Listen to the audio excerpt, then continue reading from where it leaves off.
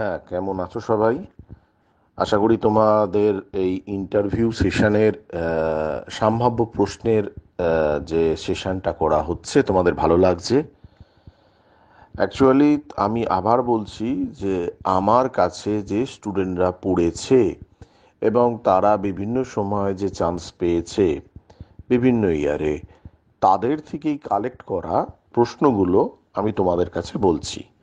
এবং অনেকেই বলছেন যে স্যার এর উত্তরটাও বলে দিন। দেখো, যেটা খুব সিম্পল উত্তর বা যে উত্তরটা তুমি বইতে পাবে বা যে উত্তরটা নেট সার্চ করে পেয়ে যাবে, সেই উত্তরগুলো কিন্তু আমি বলতে চাইছি না। তাতে কি হয়, ভিডিওর লেন্থটা অনেকটা বেড়ে যায়, হ্যাঁ, ক্লাসেসের লেন্থটা অনেকটা বেড়ে যায়। আমি তোমাদের যে প্রশ্নগুলো ধরো পেতে একটু অসুবিধা, বুঝতে একটু অসুবিধা, সেটাকে আমি এক্সপ্লেন করে দেবো, কেমন? আহ, এইবার দেখো, আমি এর আগে পিএইচডি ডিপার্টমেন্ট নিয়ে আলোচনা করেছি। খুব সংক্ষিপ্ত একটা আলোচনা করেছি। পিএইচডি ডিপার্টমেন্ট নিয়ে আরও আলোচনা করার আছে, কারণ এক একটা ডিপার্টমেন্ট তো অনেক ভাস্ট। হ্যাঁ, তো এই একদিনে আমি গোটা 30 40 50 প্রশ্ন তোমায় বললাম, তাতে কিন্তু ব্যাপারটা হয় না। হ্যাঁ, আরও আলোচনা করার আছে, সেটা ভবিষ্যতে করব। আর আমি আমার খাতাগুলো দেখছি, যে খাতাগুলোতে যে সমস্ত স্টুডেন্টরা বিভিন্ন সময় এসে বিভিন্ন প্রশ্নের কথা বলে, সেগুলো আমি নোটিশ করে, মানে আমি নোট করে রেখে দিই। সেই খাতাগুলো দেখে আমি তোমাদের প্রশ্নগুলোকে বলছি যে কি ধরনের প্রশ্ন কি কি করে বা কি হয়। এর আগেও আমি বলেছিলাম যে প্রথমে যারা একদম ফ্রেশার্স, তাদের ক্ষেত্রে কিন্তু শিয়ার ফোর্স বেন্ডিং মুভমেন্ট ডায়াগ্রামটা আঁকতে দেবে, এটা খুব পরিষ্কার কথা। এর বিষয় নিয়ে কোনো সন্দেহ নেই। একদম খাতা পেন নিয়েই দেখবে ঢুকতেই এক ভদ্রলোক বসে আছেই, যখনই বলবেন ফ্রেশার, ও বলবে হ্যাঁ বাবা এদিকে আয়। এই হচ্ছে বিষয়। তো এছাড়াও, ফ্রেশার্স ছাড়াও বিভিন্ন সময় বিভিন্ন জায়গায় যারা কাজ করছো, তাদের জন্য নানা রকমের প্রশ্ন থাকে। তো আজকে আমি যে ডিপার্টমেন্ট নিয়ে আলোচনা করব সেটা হচ্ছে পিডাব্লিউডি দপ্তর। পিডাব্লিউডি দপ্তর কিন্তু অনেক পুরনো দপ্তর এবং অনেক ভাস্ট দপ্তর। পিডাব্লিউডির মধ্যে আমি বলেছিলাম পিডাব্লিউডি বিল্ডিংস আছে, পিডাব্লিউডি রোডস আছে, নর্মাল পিডাব্লিউডি আছে। তো পিডাব্লিউডি রোডস থেকে আবার এনএইচে যায়, সুতরাং এটা একটা বিশাল বড় সিভিল ইঞ্জিনিয়ারিং পার্ট, একদম মাদার দপ্তর বলতে পারো। সুতরাং এই দপ্তরের চাকরি করা বা এই দপ্তরে যাওয়ার ছেলে মেয়ে প্রবণতা প্রত্যেক বছরই থাকে যে আমি পিডাব্লিউডিতে চাকরি করব। আগে কোনো চাকরি বললেই বলতো পিডাব্লিউডিতে চাকরি করছে, তো সে যে দপ্তরই হোক। এখন অনেক দপ্তরের আলাদা আলাদা ভাগ এসছে, কিন্তু আমি বলবো যে যার যেরকম সুবিধা সেই অনুসারে তো সে দপ্তর করবে, চয়েস করবে। সেই দপ্তর চয়েসের উপরে অলরেডি একটা সেশন আমি দিয়েছি, আশা করি তোমাদের ভালো লেগেছে। এইবার আমি বলছি যে পিডাব্লিউডি দপ্তরেরও লোক থাকবে, তারা কি ধরনের প্রশ্ন করে। আমি আবার বলছি যে এইটুকু সেশনের মধ্যে আমি সব প্রশ্ন বলতে পারছি না, আমি আবার নেক্সট ডেতে আরও বেশ কিছু প্রশ্ন তোমাদের বলবো। তাহলে আমি শুরু করি আর কথা না বাড়িয়ে। হ্যাঁ, যে একদম প্রথমে একটা জিনিস মাথায় রাখো, যে তোমরা যদি মনে করো যে আমরা পিডাব্লিউডি দপ্তর বা অন্যান্য, যে এত ফর্মুলা আমাকে মাথায় রাখতে হচ্ছে, প্রচুর বড় বড় জিনিস মাথায় রাখতে হচ্ছে। আমি হাইওয়ের ব্যাপারে স্যার বললেন, তাহলে হাইওয়ের ব্যাপারে নিশ্চয়ই কার্ভ থেকে আরম্ভ করে নানা রকমের জিনিস, বড় বড় ফর্মুলা মনে রাখতে হবে। একদম প্রথমে জেনে রাখো, তোমাকে কিন্তু কোনো ফর্মুলা ধরবে না। তোমাকে কেউ বলবে না যে ভাই সুপার এলিভেশনের অমুক ফর্মুলাটা বলো। হ্যাঁ, হিলি এরিয়ায় সুপার এলিভেশনে কি হয় তার ফর্মুলাটা বলো, ট্রানজিশন কার্ভের ফর্মুলাটা কেউ বলবে না। তোমাকে যেটা প্রশ্ন করবে বেসিক জায়গাটা, হ্যাঁ ঠিক আছে, বেসিক জায়গায় প্রশ্ন করবে। তো ঠিক আছে, তাহলে প্রথম একদম পরিষ্কার কথা, এখনো অবধি আমার কোনো স্টুডেন্টকে কোনো ফর্মুলা ধরেনি। তবে হ্যাঁ, এমন জিনিস ধরতে পারে যেটা তুমি ফর্মুলা দিয়ে তোমায় বার করতে হতে পারে, কিন্তু সেটা খুবই সিম্পল। আমি আসি, এই যে সুপার এলিভেশনের কথা বললাম, প্রথমেই তোমায় জিজ্ঞেস করতে পারে যে সুপার এলিভেশন আমরা প্লেনে, প্লেন এরিয়ায় আমরা কত ধরি। তো আমরা সবাই জানি যে আমরা সুপার এলিভেশন 7% ধরি। এবার দেখো ট্রিকি প্রশ্নটা কি। তোমায় বললো একটা জায়গা হিলি এরিয়া, হিলি এরিয়ায় পুরো বরফে ঢাকা আছে, তুমি সুপার এলিভেশন আমি কত ধরবো? তো তুমি প্রথমেই, তোমাকে যখন বলেছে যে প্লেন ল্যান্ডে 7%, তোমার মাথায় কিন্তু মনে করছো প্লেনে 7%, আমি তো হিলে 10% জানি। হ্যাঁ, তাহলে আমি 10%। এবার অনেক সময় ভয় বলো বা প্রশ্নটা পুরোপুরি না শুনেই বলো, তুমি দুম করে 10% বলে দিলে। কিন্তু সেটা নয়, বরফে যদি ঢাকা হয় তাহলে কিন্তু হয় 7%, আর বরফে না ঢাকা নর্মাল হিলি যেটা হচ্ছে সেটাতে 10% সুপার এলিভেশন ধরা হয়। ঠিক আছে?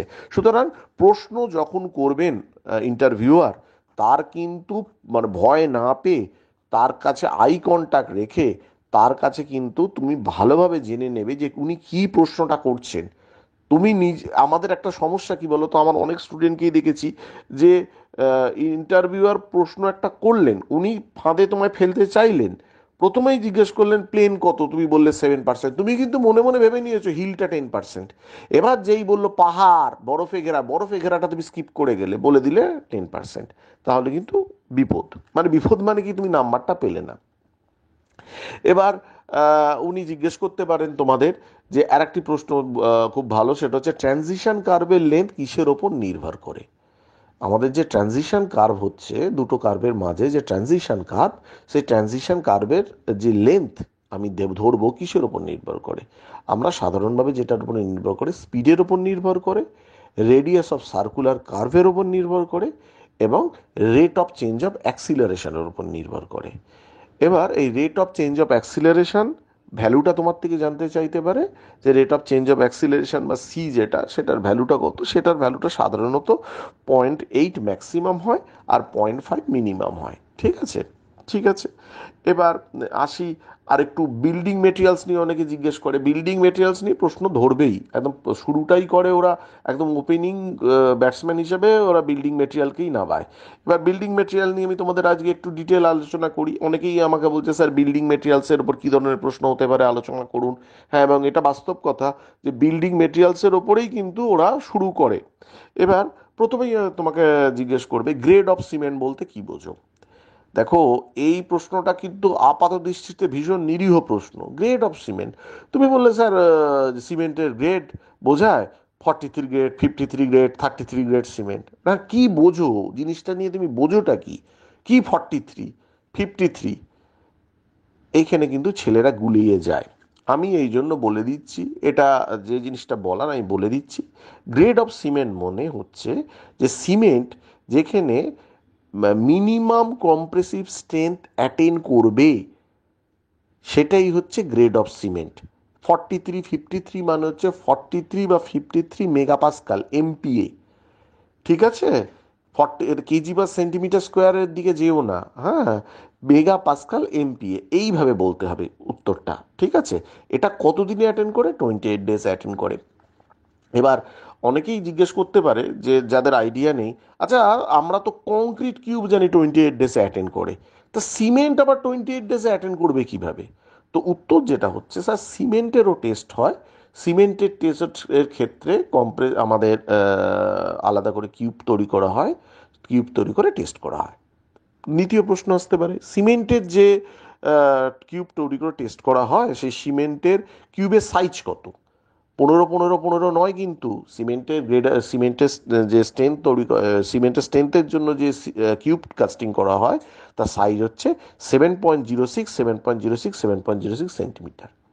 তাহলে 49 হচ্ছে আমাদের মোটামুটি 49 সামথিং, মানে 50 এরিয়াটা হয়ে যাচ্ছে।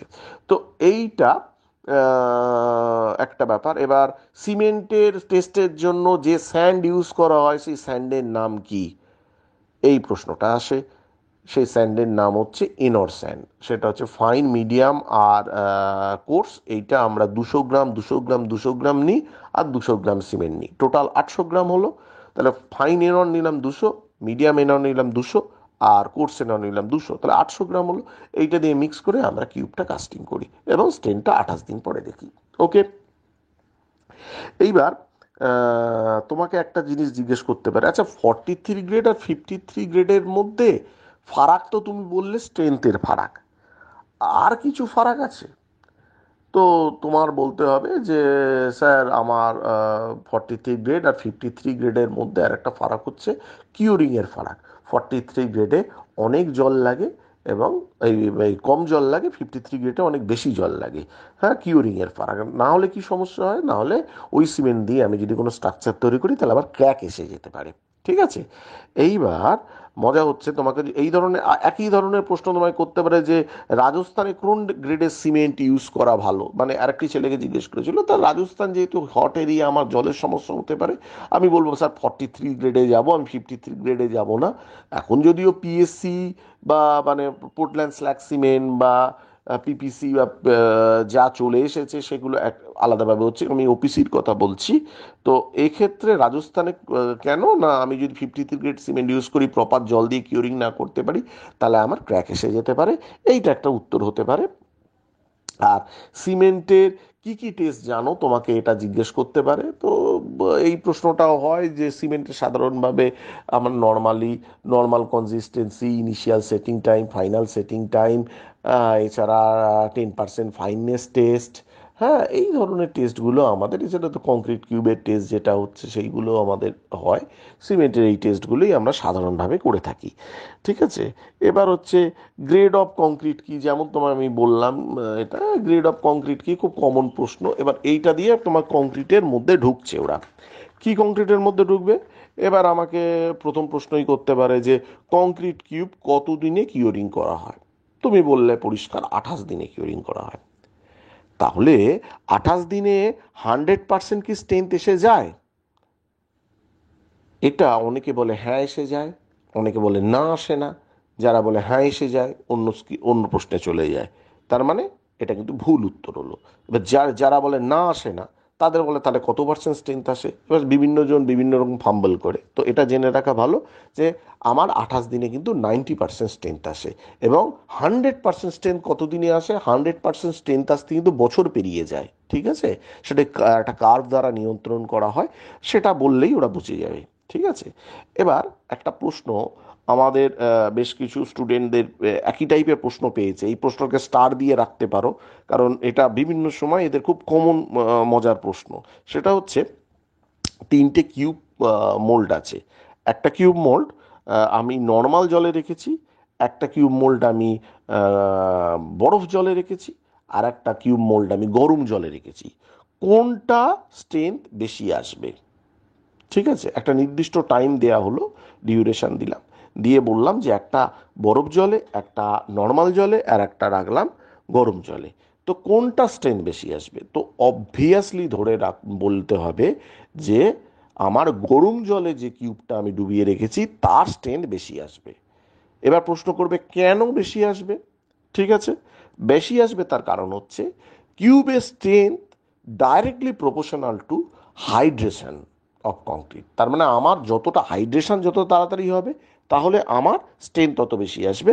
সুতরাং বুঝতেই পারছো যে গরম জলের হাইড্রেশন কিন্তু খুব র্যাপিডলি হবে হাই টেম্পারেচারে। ফলে আমি এখানে আমার গরম জলে আমার স্ট্রেংথটা বেশি আসবে। ঠিক আছে।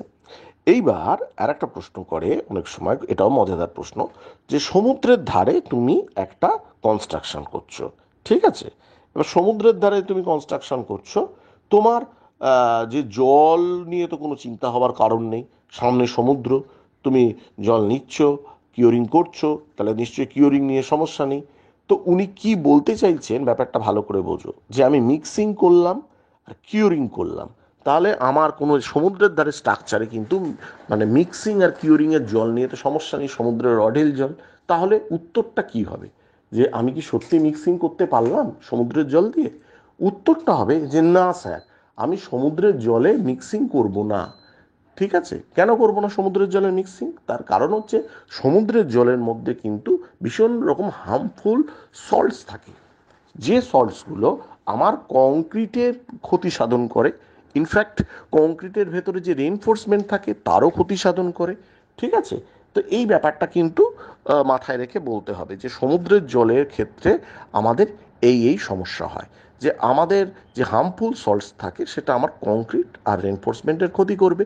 একইভাবে আমি কিন্তু সমুদ্রের জল দিয়েও কিন্তু কিওরিং করব না। ঠিক আছে। বোঝা গেল ব্যাপারটা? ঠিক আছে। তাহলে এটাও একটা প্রশ্ন। এবার আর একটা প্রশ্ন কংক্রিট নিয়ে করে, যে কংক্রিটের ইল স্ট্রেংথ আর আলটিমেট স্ট্রেংথ বলতে কি বোঝো? আমি একটা কংক্রিট কিউব টেস্ট করছি, what is yield strength, what is ultimate strength?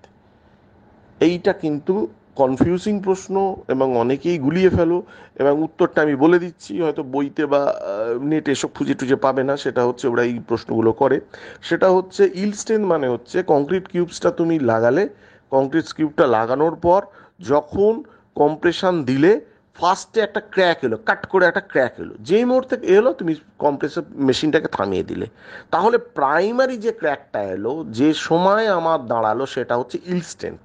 এবার এইটা আমি স্ট্রেন্থটা নিয়ে নিলাম, এরপরে আমি যদি আরও কম্প্রেশন দিতে থাকি একটা সময় আমার কিন্তু ওটা ক্রাশিং হয়ে যাবে, তাহলে আরও স্ট্রেন্থ বাড়তে থাকবে, ঘড়ির কাঁটায় আরও বাড়তে থাকবে, তো যে জায়গাটাতে গিয়ে ক্রাস্ট হয়ে যাবে that is the ultimate strength. ঠিক আছে, ইল্ড আর আলটিমেট। ওকে, আচ্ছা, নেক্সট আমি আসি যে আর প্রশ্ন করে, অনেক সময় প্রশ্ন করে যে modulus of elasticity of steel কত হয়, স্টিলের মডুলাস অফ ইলাস্টিসিটি কত। তো এইগুলো কিন্তু ঘাবড়ে দেওয়ার প্রশ্ন। এই ডেটাটা কিন্তু খুব মানে আমি বলেছিলাম যে এই কিছু ডেটা কিন্তু মনে রাখতে হবে। সাধারণভাবে স্টিলের মডুলাস অফ ইলাস্টিসিটি আমরা 200 কিলো নিউটন পার মিলিমিটার স্কোয়ার আমরা ধরি। এবার আর একটা প্রশ্ন উঠতে পারে, স্টিলের ইল্ড স্ট্রেংথ কত। এবার একটা একটা স্টিল দিল, স্টিলের বলল যে ইল্ড স্ট্রেংথ কত, তোমাকে দিয়ে দিল যে এটা দেখো, ইল্ড স্ট্রেংথ বার করতে গেলে আমার একটা ফর্মুলা আছে, এটা মনে রাখতে হবে, বলেছিলাম কিছু ফর্মুলা মনে রাখতে হবে। সেটা হচ্ছে minimum yield stress divided by 0.2% of proof stress. তাহলে তোমাকে হতে পারে যে ইল্ড স্ট্রেসটা দিয়ে দিল বা প্রুফ স্ট্রেসটা দিয়ে দিল, দিয়ে বললো যে এর ইল্ড স্ট্রেংথটা বার করতে।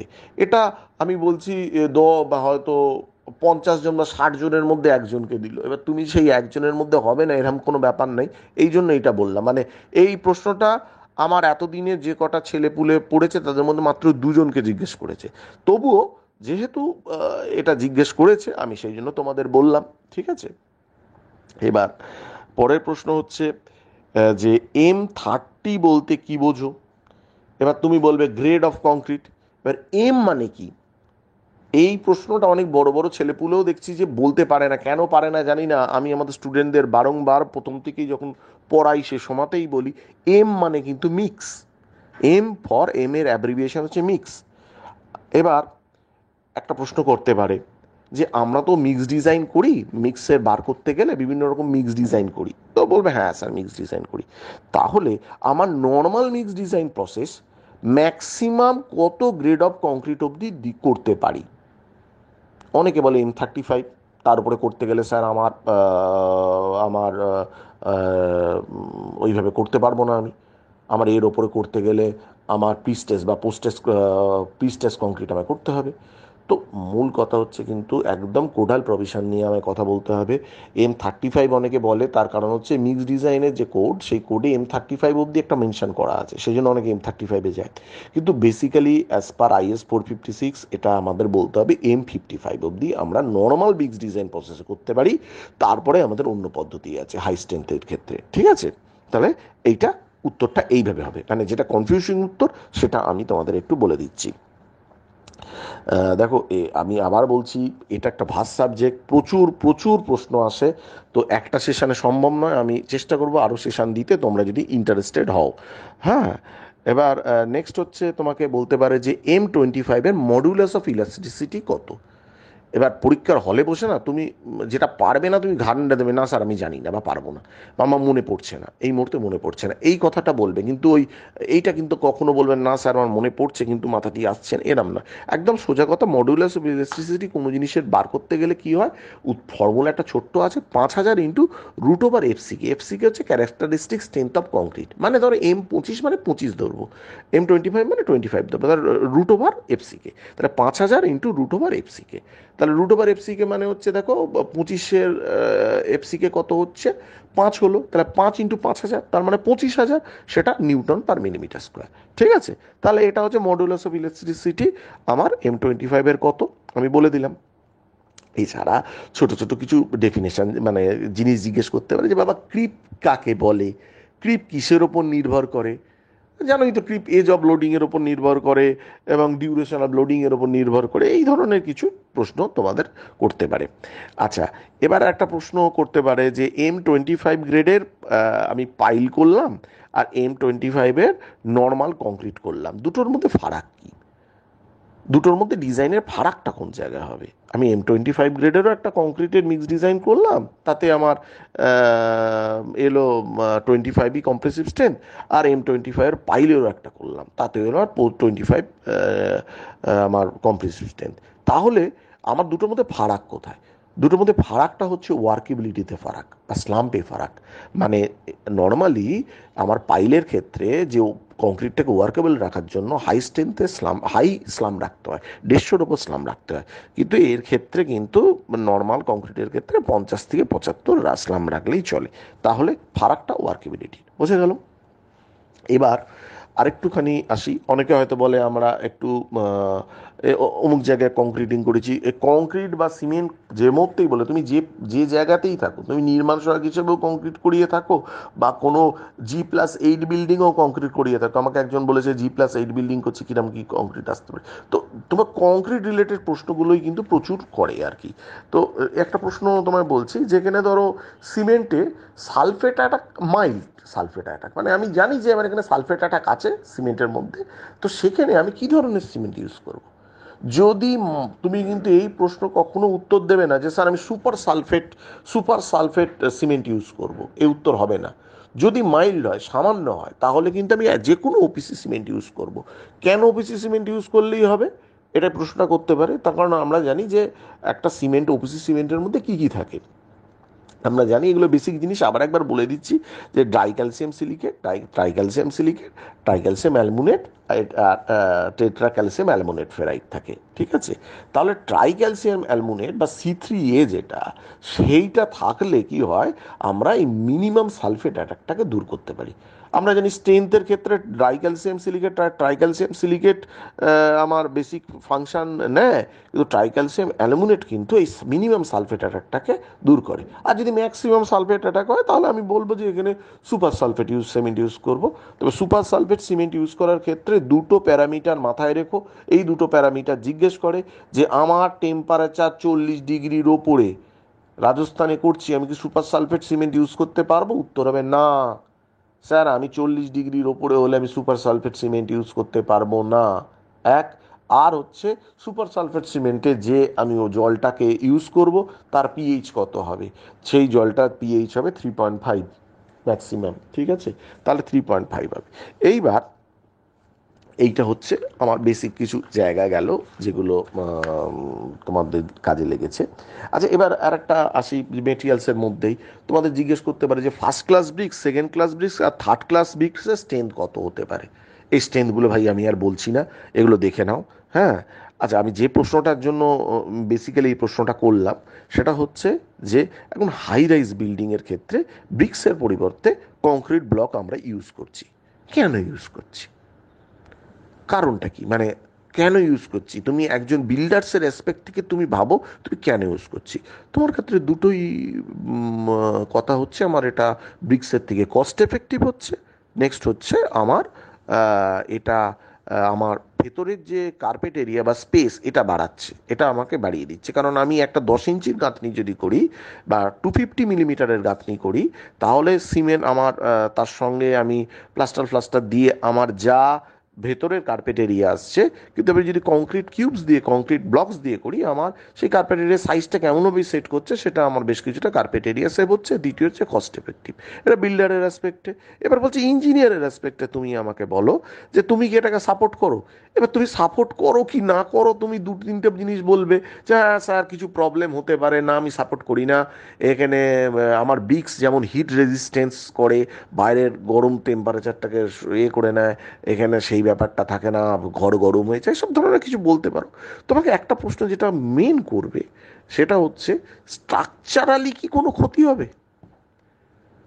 বেশিরভাগ ছেলে কিন্তু ভুল করে বলে ফেলে হ্যাঁ স্ট্রাকচারালি ক্ষতি হয়ে যাবে, তো ওটা অত ভালো নয়। স্ট্রাকচারালি ক্ষতি মানে কিন্তু উনি জানতে চাইছেন, দেখো এখন হাই রাইজ বিল্ডিং সব কিন্তু কলম স্ট্রাকচার, তো আমার লোড তো কলম নিচ্ছে, আমার লোক কলম আর ফুটিং নিয়ে নিচ্ছে না। আমার তো এখন আর সেই ব্রিক স্ট্রাকচার করে করে উঠছে না যে ব্রিক আমার লোড নিচ্ছে। ঠিক আছে, এই কথাটা একটু মাথায় রেখো। আর একটু বলি যে তোমাকে বলতে পারে যে শিয়ার প্যারামিটার অফ সয়েল বলতে কি বোঝো। শিয়ার প্যারামিটার অফ সয়েল দুটোই যেন সি আর ফাইল, আমাদের দু ধরনের সয়েল আছে, সি মানে কোয়েশন আর ফাইন মানে অ্যাঙ্গেল অফ ইন্টারনাল ফ্রিকশন। তো সি ফাই সয়েল বা সি সয়েল ফাই সয়েল বা শিয়ার প্যারামিটার সাধারণত এই সিকে আর ফাইকে শিয়ার প্যারামিটার বলে। এবার আমরা তো শিয়ার স্ট্রেংথ বার করি নানা রকম পদ্ধতিতে ল্যাবরেটরিতে। খুব কমন একটা প্রশ্ন করে যে ফিল্ডে তুমি কিভাবে শিয়ার স্ট্রেংথ বার করো, তো কি টেস্টের মাধ্যমে, সেটা হচ্ছে ভেন শিয়ার টেস্টের মাধ্যমে আমি ফিল্ডে শিয়ার টেস্ট বার করি। ঠিক আছে। আর একটা জিনিস হচ্ছে যে কয়েকজনকে এটাও কিছু ডায়াগ্রাম, যেমন সিয়ার ফোর্স বেন্ডিং মুভমেন্ট ডায়াগ্রাম বললাম, এছাড়া কিন্তু কিছু ডায়াগ্রাম আরও আঁকতে দিতে পারে। এইটাও হয়েছে, সেটা হচ্ছে ডিফারেন্ট কন্ডিশনে র্যাঙ্কিন থিওরি অনুসারে, ঠিক আছে, আমাদের যে আর্থ প্রেশারটা হয় সেই ডায়াগ্রামটা আঁকতে দিতে পারে। কি কি ডায়াগ্রাম আঁকতে দিতে পারে এখন অবধি যা যা দিয়েছে, একটা হচ্ছে ড্রাই বা moist backfill with horizontal ground surface, এরম একটা কন্ডিশন আছে। তুমি শুধু ডায়াগ্রামটা আঁকো ভাই। তোমাকে কি ওই শুধু ওই ট্রায়াঙ্গুলার যে ডায়াগ্রাম, সেই ট্রায়াঙ্গুলার ডায়াগ্রামটাতে কোন কোন লেভেলে H/3-তে আমার ম্যাক্সিমাম স্ট্রেংথ আসছে, তলাটা আমার কত আমার স্ট্রেংথ আসছে, এইটা জাস্ট ডায়াগ্রামটা আঁকো। এইটা দেয়। অনেক সময় কি দেয়, মানে ওয়াল হ্যাভিং ইনক্লাইন ব্যাক ফেস, একটা ইনক্লাইন ব্যাক ফেস আছে র্যাঙ্কিংস থিওরি অনুসারে, এটা ডায়াগ্রামটা কীভাবে হবে। ফুললি সাবমার্জ ব্যাকফিলও দিতে পারে, পার্শিয়ালি ফুললি বা পার্শিয়ালি সাবমার্জ ব্যাকফিল এগুলো দিতে পারে। আর ইউনিফর্মলি সারচার্জড আছে একটা ওয়েট আছে ব্যাকফিলের ওপরে, সেটাও একটা দিতে পারে। আর ব্যাকফিল উইথ স্লোপিং সারফেস খুব বেশি দেয়নি, তবুও এটা একবার প্র্যাকটিস করে যাওয়া ভালো বলে আমার মনে হয়। সুতরাং এই র্যাঙ্কিংস থিওরি অনুসারে এই ডায়াগ্রামগুলো একটুখানি দেখে যাবে। হ্যাঁ, এই হচ্ছে মোটামুটি আজকের সেশনটা রাখলাম। আরও দেখো, আমি আবার বলছি, এখন অবধি আমি কিছুই যেতে পারিনি। হ্যাঁ, প্রচুর প্রশ্ন করে। একটা কথা মাথায় রেখো, যাদের দেখবে প্রথমে প্রাইমারিলি প্রশ্ন করলো, ফাম্বল করছে বা বলতে পারছে না, 5 মিনিটে ছেড়ে দিল, ধরে রাখো তোমার ইন্টারভিউ খুব একটা ভালো হলো না ভাই। ইন্টারভিউতে তোমার অবস্থা খারাপ।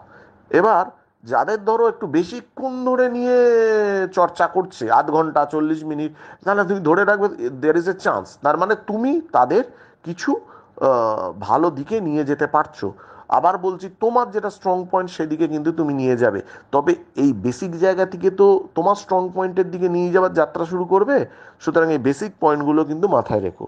আজকে পিডাব্লিউডি ডিপার্টমেন্টের হয়ে প্রশ্নগুলো এখানেই আজকে শেষ করলাম, সম্ভাব্য প্রশ্ন।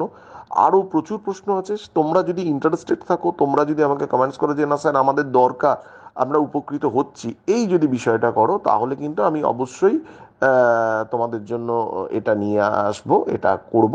ঠিক আছে, আমাকে জানিও। ঠিক আছে, তোমরা সবাই ভালো থেকো। তোমাদের যে সামনে ইন্টারভিউ আসছে তার জন্য আমার অনেক উইশ রইল। ভালো থেকো।